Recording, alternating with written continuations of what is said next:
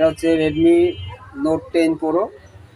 এই ফোনটা কাস্টমার যখন নিয়ে আসে তখন বলে, ভাই এটা অনেক দোকান ঘুরেছি, অনেক দোকানে গেছি, এটা নেট আসে না।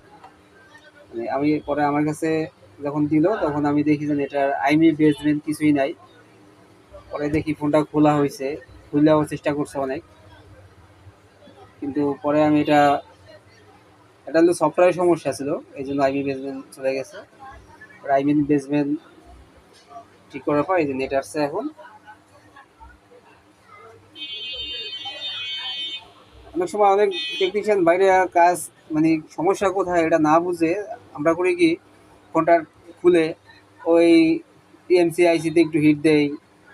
যে নিজেই সমস্যা, নেটওয়ার্কের সমস্যা, এখানে নেট আসে না, এই নেটওয়ার্ক আইসিতে আমরা হিট দিলাম, এখন লাভ হলো কি, এটা তো আইমি বেসমেন্ট নাই। কিন্তু উনি নত বোঝা উচিত যে এটা আইমি বেসমেন্ট নাই, এটা এই জন্য নো সার্ভিস আসছিল। কিন্তু আইমি বেসমেন্ট যখন ঠিক করছি তখন নেট এমনি চলে আসছে।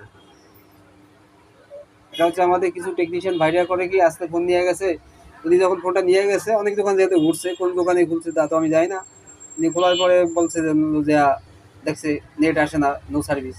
তা উনি বোর্ডটা খুলছে, মাদার বোর্ডটা খুলে এই নেটওয়ার্ক আইসি যে ক্যাপ টিন কেটে উনি আস্তে করে নেটওয়ার্ক আইসিতে একটু হিট দিয়ে দিয়েছে, ভাবছে নেট চলে আসবে। এখন এটা যে আইমি মিসিং বেসমেন্ট নাই, এটা তো ওনার আগে বুঝতে হবে। উনি যদি না বুঝে আগে যদি হিট দেয় তো কাজ হবে না, হবে।